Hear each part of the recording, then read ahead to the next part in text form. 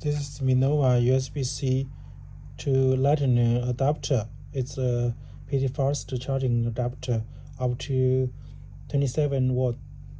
So this we show you how to connect CarPlay by USB-C cable. So we connect this. This is a USB cable. I connect to car system. Yeah, it's a so it supports CarPlay.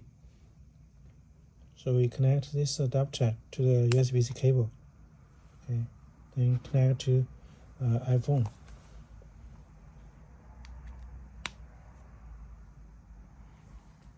It's in charging. So okay, the system is okay.